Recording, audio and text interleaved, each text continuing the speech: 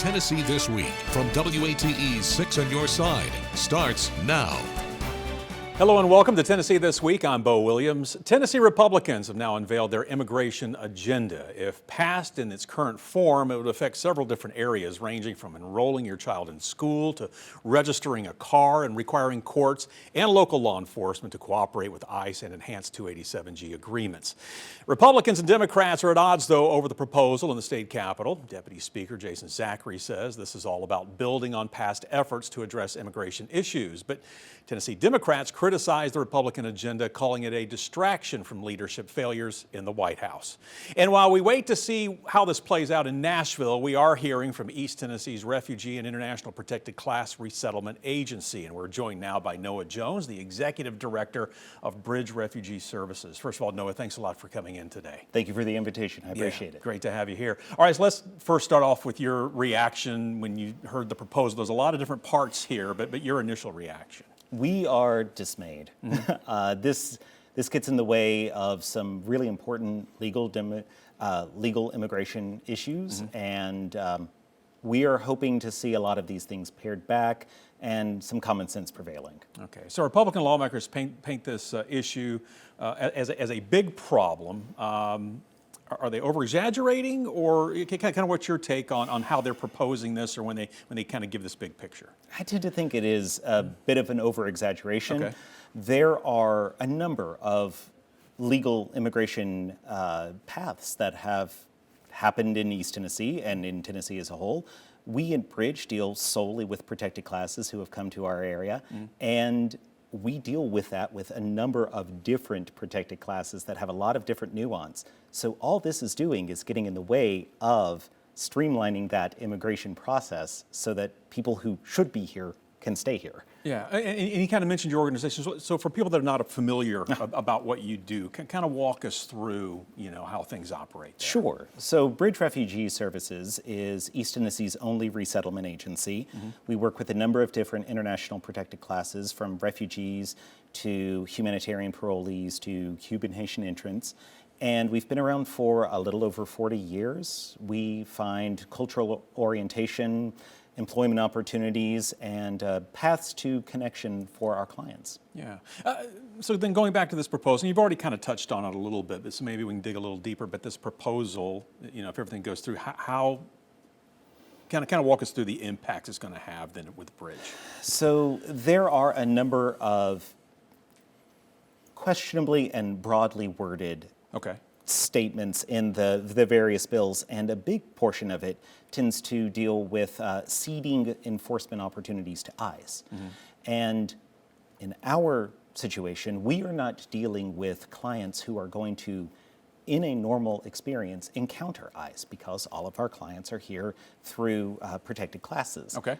But what these bills are tending to do is offer the opportunity for deeper enforcement, for more obfuscated enforcement, for just in general causing a higher state of tension in the immigrant community, which doesn't really work well for anybody. And you've referenced a couple times protected classes. Sure. So kind of define for people there, at home, what you're referencing, what you're talking about. Absolutely. The U.S. immigration system is sort of a barnacled system, but it all comes down to there are refugees that are classed so by the United Nations High Council of Refugees. Okay. And then there are other immigrants who are allowed in based on a federal level, and these can be sort of the Ukrainians who came in through Uniting for Ukraine. These could come with the Afghan population who came in through Operation Allies Welcome. Sure. And all of those are protected classes because they were codified into some sort of legislative process and allowed in through various tracked means. Okay. Yeah. All right. So getting back to the proposal then, are you concerned moving forward that you said this organization's been around for some 40 years, 4 decades. Funding. Are you concerned looking down the road here at some point? Are you concerned? Are you already trying to come up with a game plan? What's kind of going through your head? Funding is, of course, a situation where because we deal with federal level opportunities, some things have already been cut. When the beginning of 2025 happened and the new arrivals into the U.S. through population refugee migration system happened, we lost that funding immediately. Okay. And then we are still dealing with Office of Refugee Resettlement, which has a mandate for clients to be served for up to 5 years. This is on a federal level. This is clients who have come in through various protected means and have access to various social services. Yeah, and you've already touched on as well, I mean, some of the people that you are helping, some of these families already in a tough spot, but from what you're hearing from them now, and like you said, as far as it just kind of the atmosphere seems to be a little bit more tense. I mean, I can only imagine some of the feedback you're getting then from some of these families, even if they're here, like you mentioned, these are protected people. And this is a challenge because the playing field is changing for some of our clients. Okay. Various protected statuses are being dissolved, even though they have arrived here legally.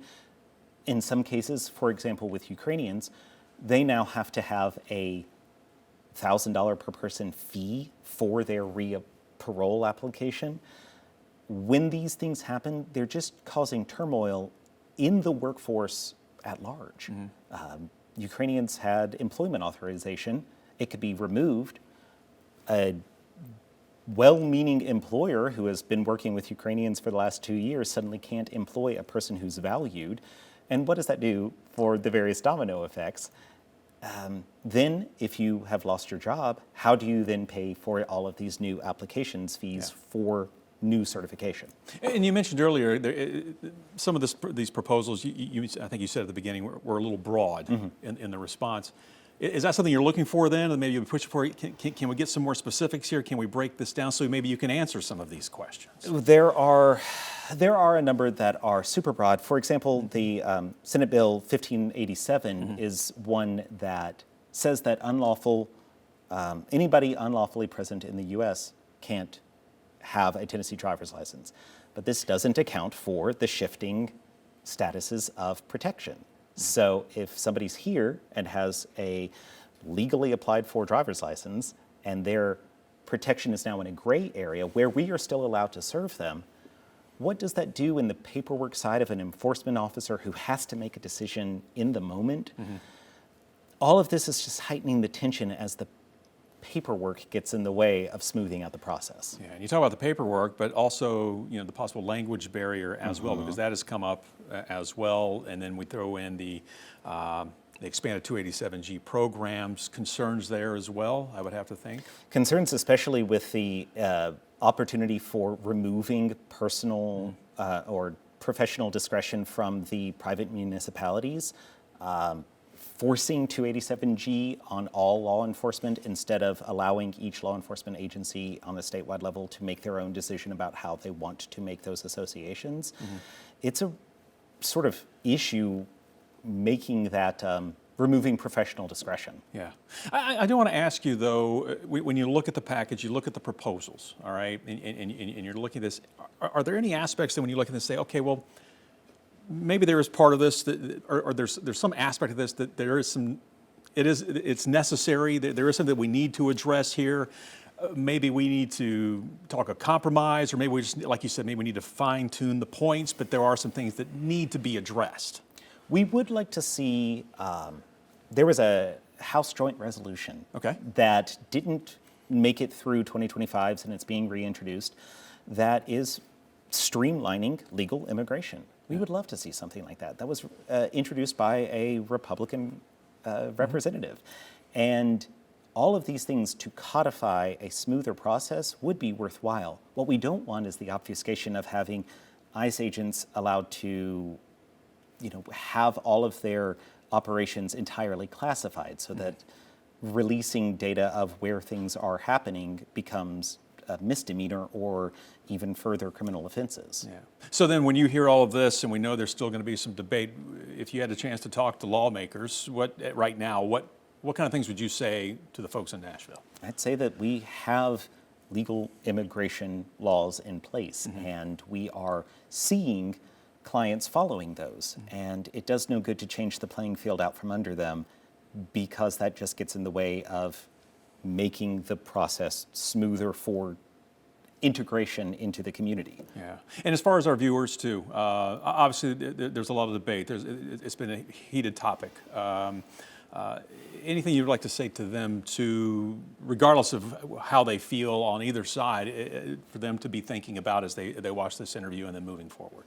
We'd really just like folks to welcome the stranger, to make it a opportunity for those who have come to Tennessee to experience volunteer community welcoming them, because that's sort of what this area is about. All right, hey, we're going to wrap it up there. Appreciate it. Appreciate you coming in as always. Thank you very I'm sure much. we may be talking again here as this moves forward. I stand forward to talk about it. All right, hey, stay with us. We have much more for Tennessee This Week in just a moment. Welcome back to Tennessee This Week. A moment ago, we heard from Noah Jones, the Executive Director of Bridge Refugee Services. He weighed in on the new immigration agenda put forward by Tennessee Republicans. So let's bring in our panel of pundits now. I had a chance to listen to what Noah had to say, and we're going to get their thoughts as well. Joining us as always, Craig Griffith, Michael Covington, Shelley Breeding. Great to have you in for Courtney today as well. Thank you. Okay, so let's get your thoughts on what Noah Jones had to say just a few moments ago. Michael, I'm going to start with you at the end of the table there. Just your initial response. My initial response is I think the bridge program should go. Okay. I don't think it was ever really necessary. I don't think taxpayer dollars should be used to resettle people in this country. I think we need to have a better vetting process in terms of what a refugee really is. If you're running from your country because you're too cowardly to fight for your country, you should just go back to your country. Whatever the situation is there, you should go back to your country. This country was founded by people who were willing to fight for an ideal. We don't need cowards coming into this country who are too cowardly to fight for their own land. That's who we are as Americans. If we lose sight of that, our sovereignty is compromised. If we're allowing people into this country to live and flourish because they were too cowardly to stand on their own 2 feet in their own country, we don't really need them. Shelley, your thoughts after hearing what Michael had to say? Definitely not on the same page as Michael. I think the bridge program, our country has a path for legal citizenship here, and we always have. We're a country of immigrants, and this is helping bridge that. It's exactly what it's done. It's been here for decades through Republicans, through Democrats, and it's helping settle those people so that when they do come here legally from other countries for various reasons, not just that they don't want to fight for their country, but for a myriad of reasons, that they can come here and integrate and be contributing members of society. We don't need to get rid of this program. It's very helpful to those. And as Mr. Jones said, they're here to help those who are on the path to legal citizenship, which is always going to be an option in this country. And we need to help facilitate that for those who are here. All right, so Craig, you've heard, we got both sides here of the spectrum. Well, where are you going to weigh in here? Well, I'll start on a historical perspective. Okay. I believe this country was founded by people who were fleeing religious prosecution. They left the European continent because of the various kings that were trying to either take over their lands and things like that. And they had no chance to stand up to the feudal lords of the medieval times. So this country is it says on the Statue of Liberty, is a land of refugees. So I think it brings us today, and I think that what in the last presidential campaign, there was universal agreement that any refugee, illegal alien that was violating our laws, committing crimes and things like that, should be sent somewhere else. But what is happening, I think, as we've gradually made it through this process, is that for every one of those illegal aliens that has a criminal record, you're also throwing out the hairdressers, the waitresses, the dishwashers, the people that stand in the middle of cement when you're getting a new driveway in front of your house. They're throwing out people who are hardworking and contribute a lot to our economy. 2024, I believe, I read some surveys that, it was projected that $37 billion of economic work was done by illegal immigrants in this country. So I think immigration would stop tomorrow if we took some steps. These people are coming to the United States for because of religious prosecution, because of gang warfare in other countries, but mainly they're coming here to work. They're looking for a job. And what I don't see in any of these proposals that have been put forth in in the Tennessee legislature is how are they going to stop employers from employing these people? How are they going to stop them? You know, there's E-Verify and things like that, but there is not any more effort on getting the employer to stop employing them. And until you take care of that issue, you're still going to have illegal immigration coming to the country looking for work, and more importantly, finding it. Yeah. Michael, kind of off of what Craig said there, do you think also, I mean, as far as the employers need to be addressed here as well, and also your thoughts on what your constituents here had to say, your colleagues? Well, certainly there are reasons that people are coming to this country, and we should, on a case-by-case basis, make allowances for those individuals that are fleeing something worthwhile. I really think that we have gotten so lax, and the last administration just exacerbated that to the nth degree. We have gotten to a point where our borders are open. We've got millions of people who do not belong here. And we're trying to get our hands around, or ICE is trying to get their hands around, as many of the really bad ones as they can. And I remember saying on this program, I knew Donald Trump was going to win. He was running against Kamala Harris. He was going to win big, and he was going to have an opportunity to fill up transports with illegal immigrants who need to go back home. I, as an industrial engineer from North Carolina State University, I should have thought that through. I should have realized to fill transports up with illegals was going to require boots on the ground to actually go out and round those individuals up. They would not come in willingly. The bottom line is that is happening. We are rounding people up, but it is a hard fight out there in the streets. And it's going to continue for a little while, as long as people are being paid to be protesters. Yeah. Shelley? I think there's plenty of people protesting who are not being paid. And some of them are being killed. Some of the protesters? One of them took a bullet to the face because she tried to block ICE. People need to That's very much disputed. People need to get their heads in But the what- game. what You people just need don't to- block federal agents You from should doing never their job. block federal agents, but I don't think that's the appropriate action and response. Past that, what we're seeing for the first time since ICE was started in 2003 is that more Americans want to get rid of ICE than they supported. And that's never happened before. Which Americans are those? This is the Economist poll this It week. cannot be the Americans that voted overwhelmingly to put Donald Trump in the There- White House, and they knew what he was going to do. We There all are people who voted for Donald Trump who do not approve of how ICE is going out into communities and what it's causing in these communities. This is the first time that ICE is less popular than it is popular among Americans in general. And you're seeing this confrontation all over the U.S. It's starting right now in Minnesota, but it's going to spread, and it has spread in lots of cities. And this is a problem. And then the legislation, because we're here to talk about the legislation that's being proposed, Right. is only going to cause more battles. You know, part of this legislation legally, you know, you're talking about denying education for children who are not here legally. That's case precedent from the U.S. Supreme Court for almost 45 years. That anyone in this country has equal protection under the laws. It doesn't matter if you're a citizen or not. You get the protection of the U.S. Constitution. Those children have a right to free education in this country because that outweighs having a population of children who are not able to read, not able to contribute to society. That's long been our country's history. And so this proposed legislation to me goes too far, and it's going to be challenged, and it's going to cost taxpayers millions of dollars, I think, in court challenges, and possibly lose federal funding because it violates the Civil Rights Act. Yeah, Craig, I want you to expand upon that or get your thoughts about what Shelley was talking about here. Well, first of all, historically again, Donald Trump only won with 49.7% of the vote. He didn't even get a majority of the voters in that race. So his victory was not overwhelming. But again, I will get back to say, people did vote for getting illegal immigrants who are criminals off the streets. They were causing problems all through the country, and that project was voted on by the voters as something they wanted to see.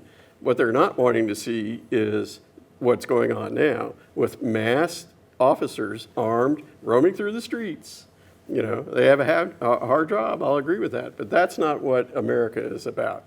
And secondly, getting back to the shooting that occurred, if a Knoxville police officer had fired into a moving car and took the life of someone, there would have been an overwhelming call for investigation into that action.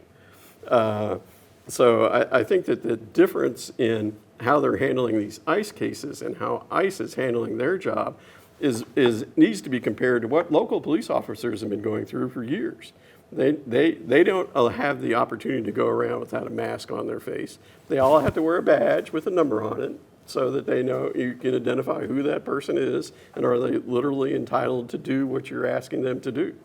So it's not working out well, I think, in the terms of getting the right people out of the country that we need to get out. It's going to be very divisive. And I think the next election, the midterm elections, will show whether the country wants that to continue or not. All right, we got to stop real quick, take a commercial break. We'll be right back with more of Tennessee This Week in just a moment. All right, welcome back to Tennessee This Week. We have a few topics we want to address. We do want to go back to what we've been talking about, though. We heard from Bridge just a little while ago. We're talking about the recent legislation that's been proposed in Nashville concerning immigration here in the state of Tennessee. Shelley, you brought up an interesting point about how it addresses the kids. It'll be interesting to see what happens now, especially with the different school districts, we know that some have said, well, we're not going to go along with that as far as whether you're here illegally or not. We're going to go by what the federal, how the country's been, and that is you get to have an education. But could that change? And you said that could bring up all kinds of lawsuits.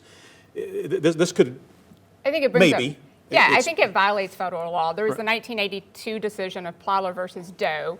And in that, the Texas legislature had passed a law saying that they were going to charge tuition for any child who was in the country illegally, because Texas had a lot of immigrants who were not in the country legally. So they were charging tuition. That went all the way to the U.S. Supreme Court, and the U.S. Supreme Court said no. Under the 14th Amendment, everyone has equal protection under the laws, and the state has to have a compelling interest not to provide a free education. And there's no compelling interest that the cost of an education does not outweigh what it benefits society to have everyone who's in our country to be educated. Yeah. Michael, kind of your thoughts too, as far as how this could impact children in Tennessee, here legally, not legally, their families. Also, when it comes to trying to get a driver's license or updating your driver's license, showing proof, a lot of different categories or topics, areas under this legislation that could be impacted here. I'm not reluctant to put the blame of this situation on the parents. Mm-hmm. If you brought your children here illegally and we pack you and your children up and send you back where you came from, I don't expect to hear any complaints from you. I don't think you have a voice in this situation. If you came to this country illegally because this country was allowing it, if this country has found its way and has determined a way to get you back where you belong, I'm all with my government doing that. If children are packed up and go back to their countries with their parents, I'm okay with that. We could talk about this for the rest of this broadcast, but we do. Well, I want to put take one a thing moment. on You got about 30 seconds. What about when the parents are packed up, but the kids are still here? Still here. Yeah. So that's there's so many details in this legislation we send the children back with their parents. Well, we don't make that mistake. That's not what's happening. That's not what's happening. I can tell you from court that's not what's happening. We can correct that quickly. Right. Okay. We're getting low on time here. I do want to give you a second, though, Craig, to comment about the passing of Tommy Shumpert. We got just under a minute, so not a lot of time. But I do know, kind of share your thoughts when you heard about his passing last week. Well, I think most of the people that knew Tommy Shumpert well didn't call him Tommy Shumpert. They called him Coach. Coach, yeah. Yeah, he was a longtime educator before he got into politics and molded the lives of quite a few boys and girls, especially the people on his football team, who looked after him after all these years as a mentor, a guiding light, and was just a fine human being. He did an excellent job in working the county through some periods of really heavy growth. Took some policies that he needed to do that, and everyone I think in the county will miss him. All right, and on that note, we're going to wrap things up. Again, thank you so very much, all three of you. It's great to see you as always. Great to have you with us. That concludes this week's Tennessee This Week. We'll see you next week. The views of guests on Tennessee This Week are their own and do not represent the views of WATE 6 on your side or Next Star Broadcasting.